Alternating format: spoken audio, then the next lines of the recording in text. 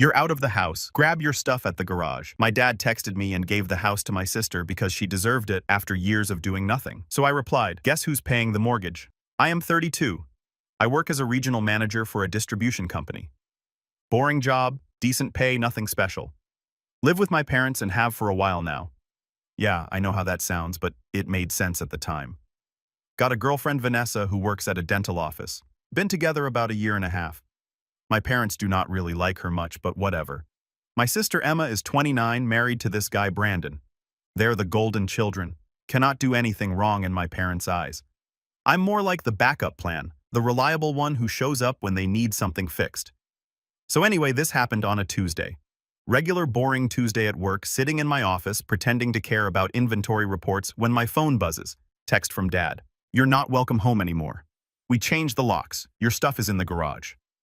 I stared at that message for like 5 minutes straight. Read it probably 10 times thinking I missed something. Nope. Still said the same thing. Called him immediately. He picked up on the first ring like he was waiting for it. Dad, what the heck is going on? It's time you figured out your own life, Jake. You're 32 years old. My brain just stopped working for a second. I do not understand. What did I do? Your mother and I have discussed this. Emma needs the space more than you do. Emma. My sister, of course. Can we at least talk about this in person? There's nothing to talk about. We've made our decision. Then Mom got on the phone. Her voice was different, colder than I'd ever heard it. Jake, your sister is starting a family. She needs stability. You've had plenty of time to get your life together. Mom, I literally live there. Where am I supposed to go? That's something you'll need to figure out. Emma and Brandon need this house. Brandon, her husband guy I'd met maybe 3 times before they got married. This is insane. You cannot just kick me out with no warning. We can, and we are. Your father left your belongings in the garage. Do not make this harder than it needs to be. She hung up. I sat there in my office feeling like I'd been hit by a truck.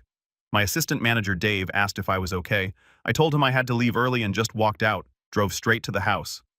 Well, the house I'd been living in since college pulled up across the street and just sat there for a while. Brandon's truck was in the driveway. Big, stupid lifted Ford with those annoying LED lights. Emma's car was there too. Through the living room window, I could see them moving around inside like they owned the place. Tried my key, did not work. The mailbox now said Emma and Brandon Mitchell instead of the Lawson family. My bedroom window had new curtains. Everything I owned was just gone. Brandon opened the front door. Hey man, your dad said you might stop by. Your stuff's in the garage, side doors open. He said it so casual, like this was totally normal. What the heck is happening, Brandon? Look, I do not want any drama. Your parents decided to give us the house. We're grateful and all, but this is between you and them. Give you the house. They cannot just give you a house I'm living in. They own it. They can do what they want. Now, if you do not mind, I got work to do. He closed the door, actually closed the door in my face. Went around to the garage. Side door was unlocked like he said. My stuff was there in boxes and trash bags. Not even packed carefully, just thrown in. Found my laptop, my clothes, my tools, my books, all just dumped like garbage. Loaded everything into my car, took 3 trips. The whole time I kept thinking this had to be some kind of mistake, some weird misunderstanding that would get cleared up, but it was not. Ended up at a Holiday Inn that night. Sat on the bed with my laptop trying to process what just happened. Opened my banking app just to check my accounts, make sure nothing else was messed up. That's when I saw it. Auto payment $3,500 every single month for the last 2 years to the mortgage company. Oh, right. The mortgage. 2 years ago, Dad called me freaking out. They were behind on payments, about to lose the house, asked if I could help them refinance since my credit was good and theirs was not. I signed the paperwork, got them a better rate. Crisis averted. Dad said it was temporary. Said he'd get it sorted out and take over payments in a few months. I set up an auto pay to help them out. And honestly, just forgot about it. After a while, it became background noise. $3,500 leaving my account every month like clockwork. I'd paid $84,000 toward a house they just kicked me out of. Sat there staring at that payment history until almost 3 a.m. My phone kept buzzing. Vanessa calling, finally picked up. Jake, where are you? I've been worried sick. Told her everything. She was quiet for a minute. I told you they were using you. I know. What are you going to do? I have no idea. But I did have an idea. Not a full plan yet, just the beginning of one. That autopay button was right there on my screen. One click, and it all stops. I did not click it though. Not yet. Something told me to wait and see how this played out first. Spent the next few days in that hotel room trying to figure out what the heck just happened. Called in sick to work Wednesday and Thursday. Could not focus on anything. Vanessa came by Wednesday night with takeout. She was pissed, not at me but at my family. I've been telling you for months something was off with them. I know. Every time we'd visit, they'd make these comments. Your mom with her little digs about you still living at home while I'm sitting right there. Your dad always asking when you were going to get a real career going. She was right. I'd just been ignoring it because they're family and that's what you do. Right? Ignore the bad stuff. What are you going to do? She asked. I need to talk to Marcus. Marcus went to college with me. We were roommates junior and senior year. He's a real estate lawyer now. Does pretty well for himself. Called him Thursday morning. Dude, I need your help with something legal. What's going on? Explained the whole situation. The text, the locks, Emma and Brandon moving in, all of it. Then told him about the mortgage. Wait, the mortgage is in your name. Yeah, I refinanced it for them 2 years ago. Long silence on his end. Jake, do you understand what that means? That I've been paying their bills? No, man. It means you own that house legally. If your name's on the mortgage and the deed, that's your property. My brain kind of short-circuited for a second, but they've been living there for like 30 years. Does not matter. Who's on the deed, I do not know. I'd have to check the paperwork, find it. Bring everything you have to my office tomorrow. Every document, every bank statement, everything. Met him Friday afternoon. His office is downtown. Nice place. Makes me feel like I should have tried harder in school. Spread all the paperwork out on his conference table. Marcus went through it piece by piece. Took him about an hour. Okay, so here's the situation. You're the primary borrower on the mortgage. Your parents are listed as co-borrowers, but you're the one with actual legal responsibility for the loan. Okay. And looking at these bank statements, you've been making every single payment for 2 years, $3,500 a month. That's $84,000 total. Yeah. They cannot just give this house to your sister. They do not have the legal right to transfer property that has an active mortgage in someone else's name. So what does that mean? It means they screwed up big time. He kept digging through the documents, found something on his laptop. Holy Jake. What? Your parents listed the house for sale 3 weeks ago, showed me his screen. Real estate listing my childhood home, $275,000. Photos of every room, including my old bedroom, which was now set up as a nursery. How did you find that public record? MLS listings are all online. Scrolled through Emma's Instagram that night back at the hotel. She'd been posting renovation photos for months. New kitchen cabinets, fresh paint in the living room, new flooring in the bathroom. All those updates I'd been paying for without knowing it. Found Brandon's Facebook. He'd posted 2 months ago. Finally achieved the dream of homeownership. No more renting. Hard work pays off. Blessed IEA. Homeowner, hard work. This guy thought he worked hard for a house I was financing. Comments were full of people congratulating them. Emma's friends, their family people I'd never met, all celebrating their achievement. Vanessa came over. Saturday showed her everything. Are you kidding me right now? They're selling it apparently without telling you when you're literally paying the mortgage. Yep. She was more angry than I was at that point. I was just numb. What did Marcus say to do? He said to document everything, every payment, every message, every social media post, build a case. So that's what we did. Spent the whole weekend pulling records, bank statements, going back 2 years, screenshots of Emma and Brandon's posts, text messages from my parents, everything. Found out through my Aunt Carol that Emma's wedding last year, the one at that fancy venue, my parents told everyone they paid for it. I'd given them $8,000 toward the venue because Dad said they were short that month. Found another post from Emma's wedding day. So grateful to my amazing parents for making this day possible. Not a single mention of me. Marcus called Sunday night. I did some digging. The realtor your parents are using is named Sandra Wu, works for Prestige Realty. Okay. I called her office. Said I was a potential buyer. Asked about the property. She told me it's almost paid off. Just some minor paperwork to finalize. But that's not true. Exactly. Your parents lied to the realtor about the mortgage status. That's fraud, Jake.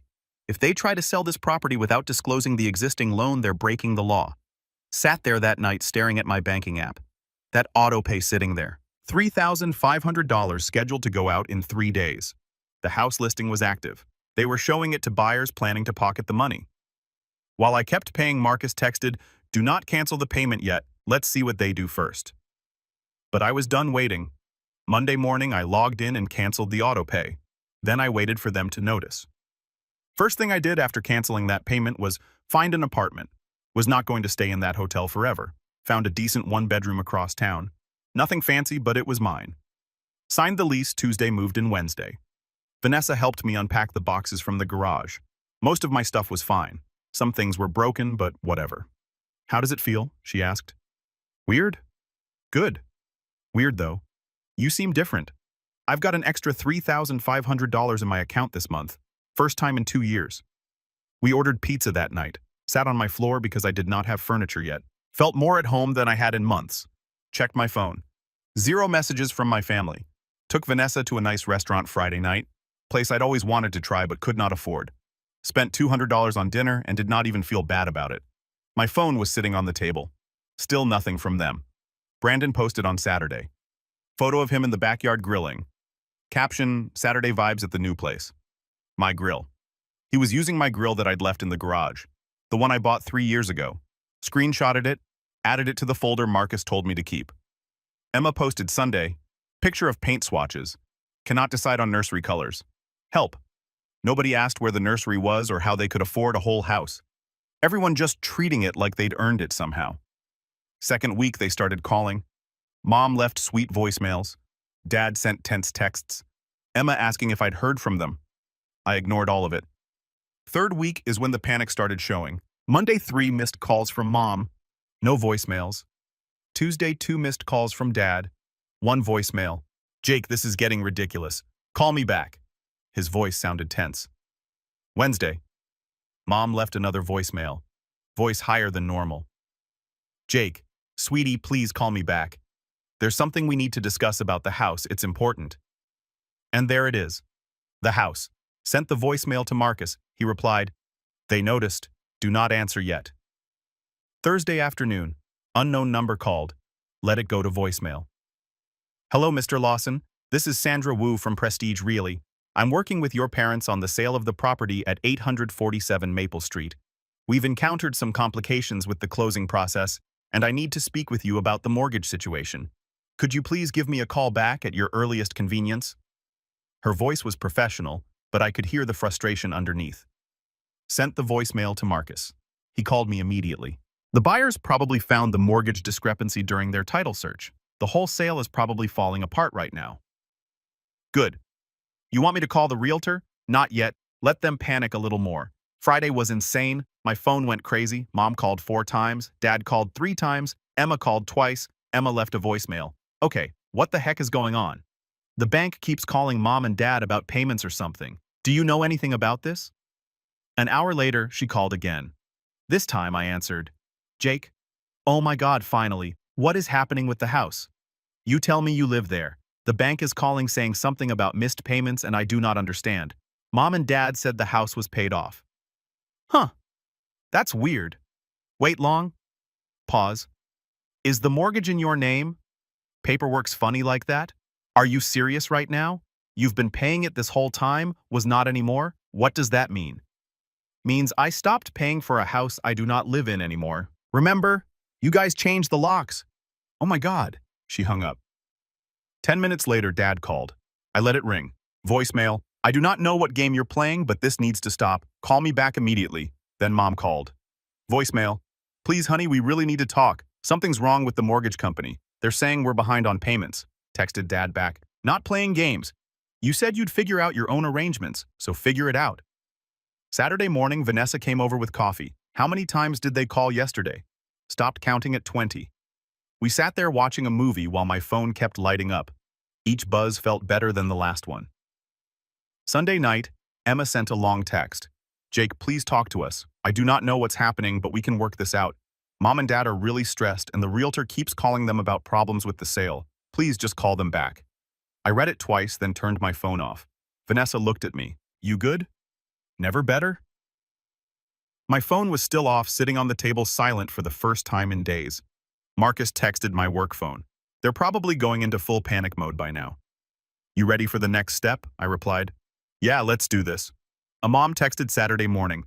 We need to talk, just coffee, please. Showed it to Marcus. He said, go let them talk, see what they try to pull.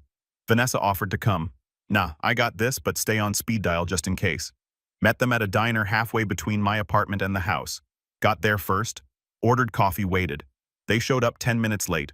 Dad looked rough bags under his eyes. Mom's makeup could not hide that she'd been crying. Then Emma walked in behind them. Did not expect that. This was an ambush. Brandon was not there, at least small favors.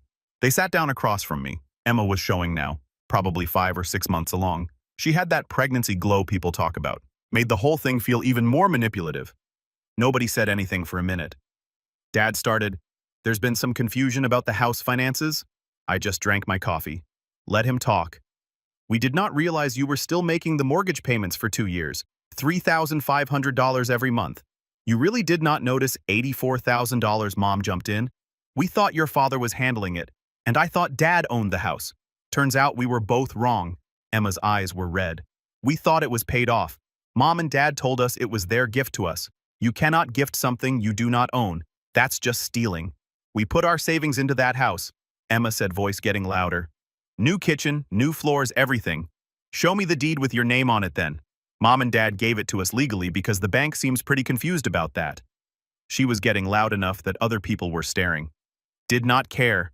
We're having a baby. We need this house." I stayed calm. "Congrats on the baby. Hope you budgeted for rent." Dad's jaw clenched. "You're really going to tear this family apart over money?" "Nah, Dad. You tore it apart when you texted me not to come back and change the locks." We were angry. "We did not mean." "You meant it enough to remove my name from the mailbox. You meant it enough to give my room to Emma. You meant it enough to try selling the house I was paying for." Mom could not say anything. Just sat there. "We raised you better than this," she finally said. "You raised me to pay my own way. That's exactly what I'm doing." Emma was crying now. "What do you want from us?" "Nothing. I do not want anything from you anymore." Dad leaned forward. "So you'll just let us lose everything?" "You're not losing everything. You never had it in the first place. That's the whole point. Dropped it on them then. Bank started foreclosure proceedings. You've got about 4 to 6 months before the auction depending on how fast it moves. Better start looking for apartments." Emma lost it. "You're making us homeless." "No, you made yourself homeless when you moved into a house nobody in your family actually owns." Brandon called Emma's phone right then. It was sitting on the table between us. Could hear him through the speaker. "Babe, what's happening?" Did he agree to help? Emma was crying too hard to answer. Mom tried the guilt trip. "Please do not do this. We're your family. Family does not change locks. Family does not erase people. You wanted me gone. Congratulations. You got what you wanted, and I got my $3,500 back every month." Emma wiped her eyes. "I will never forgive you for this." "Yeah, well, same." Stood up, dropped a 20 on the table for my coffee. "For what it's worth, I really did care about you guys. Past tense." Mom reached for my arm. "Please. You said Emma needs this house. She needs stability. Well, I needed a family and you picked the house over me. So now nobody gets either." Emma stood up. "You're choosing money over family. No, you chose a free house over your brother. I'm just choosing to stop paying for it." Walked out. Hands were shaking, but I kept walking. Got to my car, sat there for a second. Could see them through the diner window. Emma was having a complete breakdown. Dad had his head in his hands. Mom was on her phone, probably calling other family members to complain about me. Texted Vanessa. "It's done. They know everything now." She replied immediately. "How do you feel?" "Pretty good."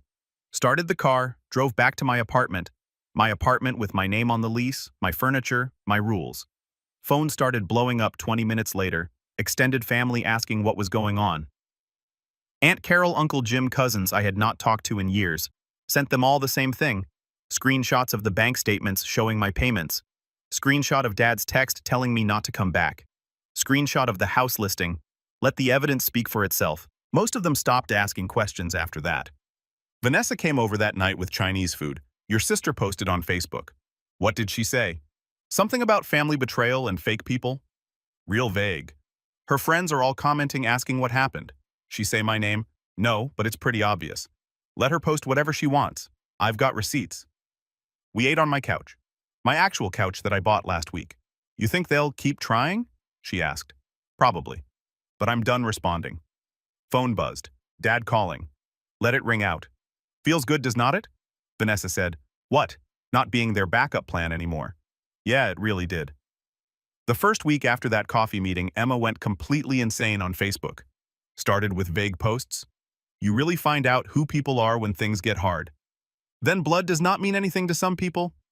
Her friends were all commenting, "You okay, girl? What happened? DM me if you need to talk." She never explained, just kept posting cryptic garbage every day. Extended family started calling. I sent them the bank statements and the text from Dad. One by one, they figured out the real story. The ones who just believed Emma I did not bother with. Thursday. Emma showed up at my apartment screaming in the hallway. Vanessa called me at work. Building security had to remove her. Got home to Vanessa filling out an incident report. Your sister's completely unhinged. Yeah, I'm starting to see that. Dad called wanting to buy the house. I quoted him full value. He said they could not afford it and wanted some equity. I laughed.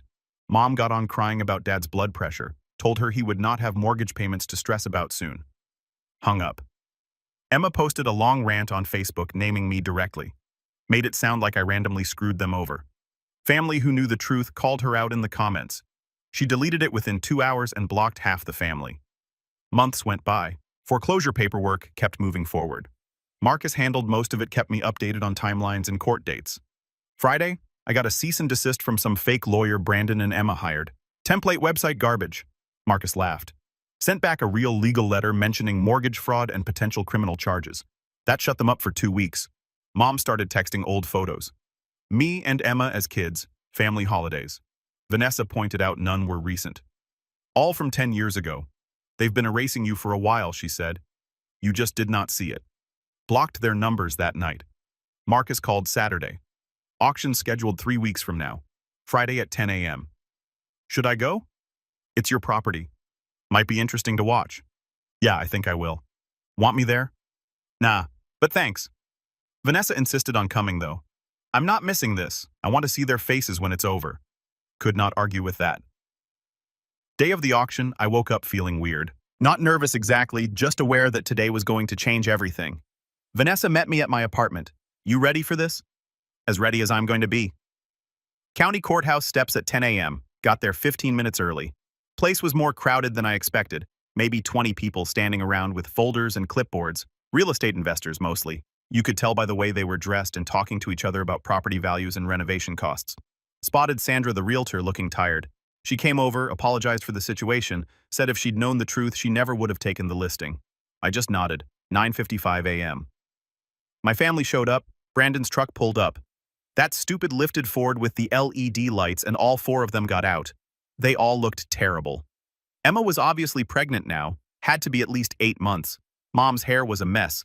Dad looked like he'd aged 10 years. They spotted me and Vanessa standing near the courthouse steps. Emma started walking toward us. Mom grabbed her arm, stopped her. Brandon was staring at me from across the parking lot trying to look tough or intimidating or something. Did not work. I gave them a little wave. Just a small one. Vanessa snorted. You're terrible. I know. The auctioneer came out at 10 a.m. sharp.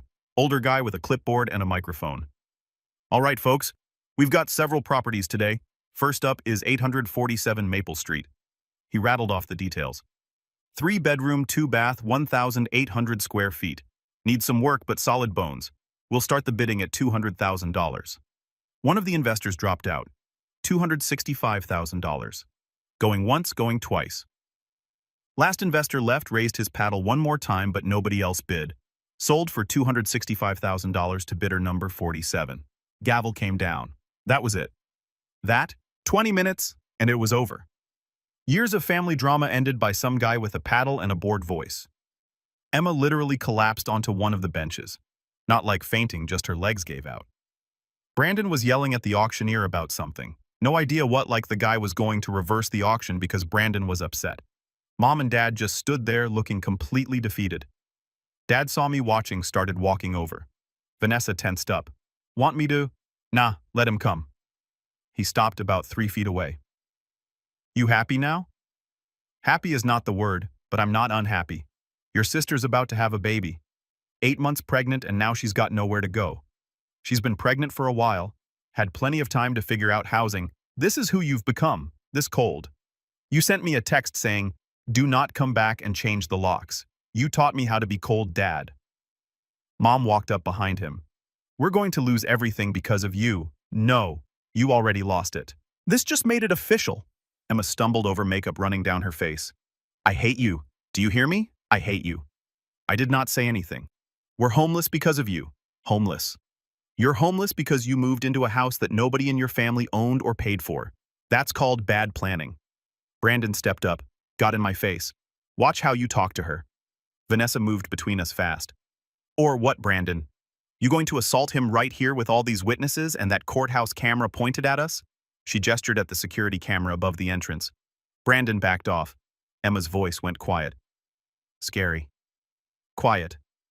You know I'm having a girl, right? Your niece, your family. I looked at her for a second. Hope you teach her better than you learned. Do not take things that are not yours. Even Mom looked shocked. Dad's mouth actually fell open. Come on, I said to Vanessa. We're done here. Started walking to the car. Emma was screaming behind us. You're dead to me. Dead. Do you hear me? I did not turn around, just kept walking. Got to the car, and my hands were shaking when I tried to get the key in the ignition. That was intense, Vanessa said. Yeah. You okay? Ask me in 5 years. We sat there for a minute. My phone buzzed. Marcus, after the mortgage gets paid off, and all the fees you're looking at, about $48,000 profit. Should hit your account in 3 weeks. Stared at the message. It's not even about the money anymore, I said. I know, Vanessa said. It's about being free. That weekend we went house hunting. Looked at maybe 8 places. Found this nice 3-bedroom with a fenced backyard. Needed some minor work, but nothing crazy. This one's good, Vanessa said, standing in the empty living room. Yeah. Office for you, guest room. And she trailed off. And maybe a kid's room eventually if you want. Someday. She looked nervous saying it. Yeah, I want that. But let's get married first. Do it right this time. Is that a proposal? That's a preview of a proposal. Real one's going to be better. We put an offer in that afternoon, both our names on everything. Equal ownership on every single document, the way it should have been from the start.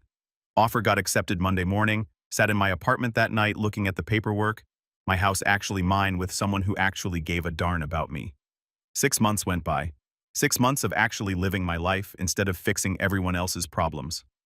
Vanessa and I closed on the house. Moved in late summer. Spent weekends painting rooms and fixing up the backyard.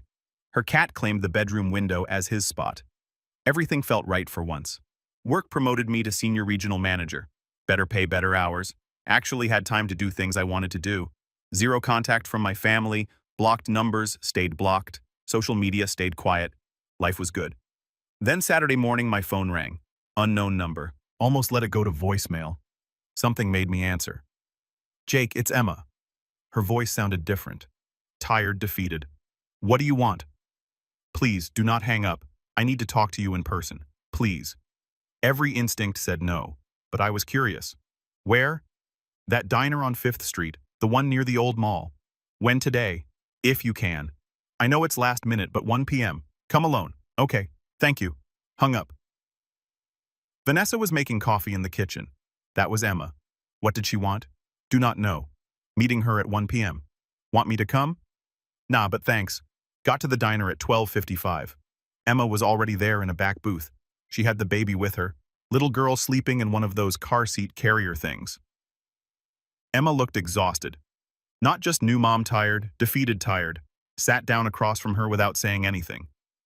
Thanks for coming. I nodded. This is Lily. Looked at the baby. She was cute, I guess. Maybe 5 months old, starting to get chubby. Babies all kind of look the same to me. Okay, long silence. Emma was staring at her coffee. We're in a 2-bedroom apartment on the east side. Bad area. Brandon's working 2 jobs. I'm on unpaid maternity leave. We're drowning. And Mom and Dad moved to Florida. Just left. Said they needed a fresh start away from all the drama. Did not say anything. They just abandoned us. Did not even say goodbye to Lily. Just packed up and left. Sounds familiar. She flinched at that. I thought maybe if you met her, your niece, you might, what? Give you money. I thought you might want to be in her life. Why would I want that? Because we're family. Actually laughed. Could not help it. Now we're family. When you need something. She started crying. Real tears this time. I did not know about the mortgage payments. I swear I did not. Mom and Dad told me the house was paid off, that it was their gift to us. And you never asked for proof? Never saw any paperwork. They're my parents. Why would I question them? Yeah, mine too. Look how that worked out. I know I screwed up. Okay, I know. Brandon pushed hard for that house. He wanted to look successful. I should have asked more questions, but I trusted them. What about the locks? Did you know about that? Not until after. Dad told me you'd gotten weird and hostile, that you left on your own and you believed him. You had not been around much. It made sense at the time. I was not around because every time I visited Brandon made comments about me mooching off them while I was literally paying your mortgage. She did not have an answer for that. Baby started fussing. Emma picked her up, started rocking her. I need help, Jake. First and last month's rent on a better place. $3,000. I'll pay you back. I promise. No, please. I'm begging you. You know what's funny? I would have helped you before all this. Before the locks, before the lies, before everything. Then why? Because when Brandon called me a loser at Thanksgiving, you laughed. When Mom said I was selfish for not giving them more money, you nodded along. When Dad sent that text, you never called, not once. I did not know what to say. How about, that's messed up? How about you're my brother? Literally anything. Baby was crying harder now. Emma was trying to get a bottle ready, hands shaking. I made a mistake. People make mistakes. You did not make a mistake. You erased me from the family while I paid for your life. That's not a mistake. That's a choice. So you're just going to let me struggle? I'm going to do exactly what you did. Live my life without you in it. She was completely falling apart now. Baby crying, Emma crying. Whole situation was a mess. You're punishing a baby for my mistakes. I'm not punishing anyone. I'm just not saving you. There's a difference. Brandon said you were too selfish to help. Guess he was right. How's Brandon's opinion working out for you so far? Stood up. Pulled out my wallet, dropped 2 20s on the table for your food. That's more than you gave me. Jake, please. I hope it works out for you. Really. But it's not going to be because of me. Walked out. She did not follow this time. Got to my car, phone buzzed. Vanessa, how'd it go? Exactly like you'd expect. Coming home. Yeah, 20 minutes. I'll order from that Thai place you like. Home. My home with someone who actually cared about me. Drove through my neighborhood. Nice streets, good schools, safe. Pulled into my driveway, my name and Vanessa's on the mailbox. Inside, Vanessa was on the couch with wedding magazines spread everywhere. You okay? Yeah, actually, yeah. She tried the guilt thing. Everything, the baby, the money, the family card, all of it. And said, no. She hugged me. Proud of you. Thought I'd feel bad. Guilty or something. But you do not. No, I feel free. We planned the wedding over the next few months. Small thing, just close friends. Nobody from my family got invited. Never heard from them again. Eventually changed my number just to be safe. Aunt Carol would text Vanessa occasionally with updates. Parents were struggling in Florida. Emma and Brandon fighting constantly. Never asked for details. 1 year after the auction, Vanessa and I were on our back porch. Early evening summer, everything felt perfect. She had a small bump, 3 months along. We'd found out a few weeks ago. You ever think about them? She asked. Sometimes miss them. Thought about it. Really thought about it. No. I miss the idea of what I thought they were, not what they actually were. Think they'll reach out when they find out about the baby? Probably. When they need something. You going to answer? What do you think? She smiled. I think you're done being their backup plan. Phone buzzed. Unknown number. Looked at it. Let it ring out. Turned it face down on the table. You know what's crazy? I said what I spent years trying to make them proud. Turns out the only person's opinion that mattered was my own. That's deep. Nah, just true. We sat there quiet. His house, his wife, his kid, coming his piece built from the ashes of the family that threw him away. Never been happier. Some guy on Reddit once told me that the best revenge is living well. He was right. They wanted me gone, wanted to erase me, wanted my money, but not me. They got exactly what they asked for, just not the way they expected. And I got something better. I got free.